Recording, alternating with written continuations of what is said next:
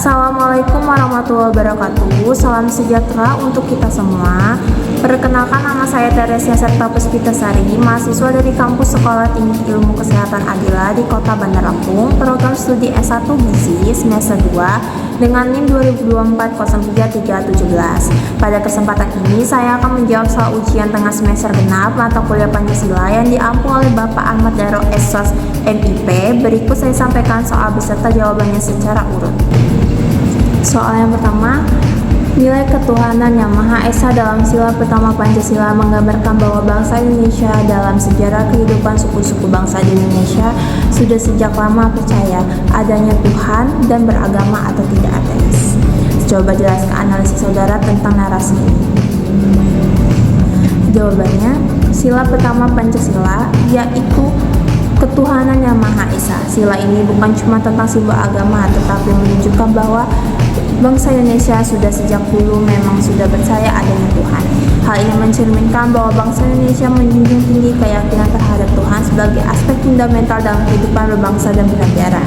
Sejak dahulu, berbagai suku bangsa di Indonesia telah memiliki kepercayaan dan sistem lazim mengakui adanya kekuatan adi kodrati atau Tuhan, meskipun dalam berbagai bentuk sesuai budaya masing-masing.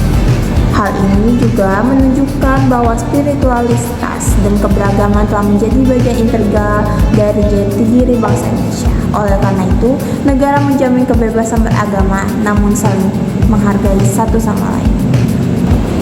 Soal nomor 2, Bhinneka Tunggal Ika dipahami sebagai gambaran yang memiliki makna menyatukan dan mengharmonikan kehidupan akan berbeda-beda atau beragam agama, beragam suku bahasa, bangsa yang dianut oleh bangsa Indonesia.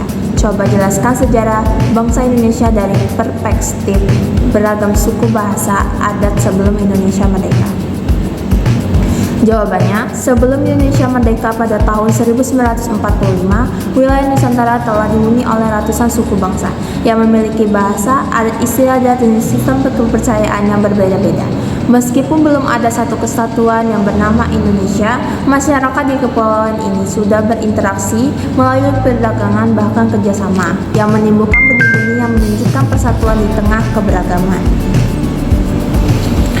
Berikut adalah gambaran sejarah bangsa Indonesia dari perspektif keberagaman suku. Yang pertama, kerajaan lokal yang menjamu bahasa dan adat. Nusantara pernah memiliki banyak kerajaan besar seperti Sriwijaya, Majapahit, Mataram, dan lain sebagainya. Masing-masing terdiri dari beragam etnis dan bahasa, namun mereka hidup dampingan di bawah kekuasaan masing-masing. Yang kedua, bahasa Melayu sebagai bahasa penghubung di tengah keberagaman bahasa daerah yang lebih dari 700 bahasa lokal. Bahasa Melayu menjadi lingua franca atau bahasa penghubung terutama dalam perdagangan antar komunikasi wilayah. Nomor 3, perlawanan terhadap penjajah yang bersifat kolektif. Meskipun perlawanan terhadap penjajah sering bersifat lokal, menjelang semangat kebangsaan abad ke-20, satu bangsa mulai tumbuh dengan semangat satu tanah air dan satu bahasa. Yang keempat, perdagangan dan pertukaran budaya. Jalur rempah-rempah atau perdagangan membawa bangsa Indonesia ke dalam jaringan perdagangan global yang sudah sejak lama berinteraksi budaya sehingga memperkaya antar suku-suku di Nusantara dan tradisi lokal. Yang kelima, nilai gotong royong dan musyawarah. Meski berbeda suku dan adat, hampir semua masyarakat tradisional Indonesia menerapkan konsep gotong royong dan musyawarah. Nilai-nilai ini menjadi dasar integrasi sosial dan budaya memperkuat persatuan. Dengan demikian, semboyan Bhinneka Tunggal Ika yang berarti berbeda-beda tetapi tetap satu jua bukan hanya sekedar slogan, melainkan refleksi dari sejarah panjang bangsa Indonesia yang berhasil menyatukan keberagaman budaya yang ada. Soal nomor 3, jelaskan tentang makna demokrasi Pancasila yang kita anut sebagaimana tertera dalam konstitusi kita, khususnya Pancasila sebagai dasar kita bernegara. Jawabannya, makna demokrasi Pancasila yang dianut oleh bangsa Indonesia merujuk pada sistem demokrasi yang berdasarkan nilai-nilai luhur Pancasila sebagaimana yang tercantum pada Undang-Undang Dasar 1945 dan menjadi dasar negara Republik Indonesia. Demokrasi ini tidak hanya menekankan pada suara mayoritas seperti dalam demokrasi liberal, tetapi juga menjunjung tinggi moral musyawarah dan keadilan sosial. Menjamin kebebasan tapi tetap ada batasan berdasarkan nilai luhur bangsa. Jadi pemerintah itu bekerja sama untuk rakyat dan rakyat juga harus aktif dan bertanggung jawab. Intinya semua kebijakan negara harus manusiawi, adil dan tidak terlepas dari nilai luhur bangsa. Soal nomor 4, terangkan apa yang dimaksud Pancasila sebagai sumber dari segala sumber hukum. Jawabannya, Pancasila itu menjadi fondasi dari semua hukum di Indonesia. Jadi sebelum ada undang-undang dasar, peraturan, ataupun keputusan, semuanya harus sejalan sama Pancasila. Misalnya, hukum tidak boleh diskriminatif, harus adil dan melindungi hak beragama. Kalau ada aturan yang tidak sesuai, itu bisa digugat. Maka dari itu, Pancasila seperti kompas moral dalam hukum kita. Contoh lainnya, hukum yang diskriminatif terhadap kelompok tertentu akan bertentangan dengan sila kedua Pancasila, yaitu kemanusiaan yang adil dan beradab. Lalu, undang-undang yang tidak mencerminkan keadilan sosial akan bertentangan dengan sila kelima Pancasila, yaitu keadilan sosial bagi seluruh rakyat Indonesia.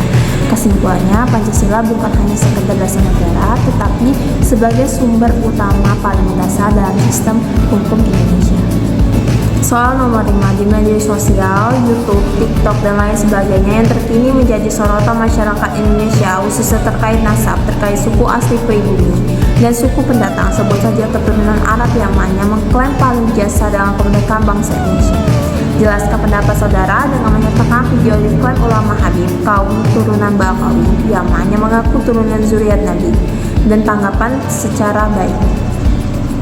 Jawabannya, kami menghormati setiap tokoh dan kelompok yang telah memberikan kontribusi nyata dalam perjuangan kemerdekaan Indonesia, termasuk dari kalangan keturunan Arab yang dikenal dengan sejarahnya yang memiliki jejak di bidang dakwah, pendidikan, dan sosial. Namun perlu dipahami bahwa kemerdekaan Indonesia merupakan hasil dari perjuangan kolektif, yaitu seluruh elemen bangsa, tanpa membeda-bedakan asal-usul suku maupun keturunan.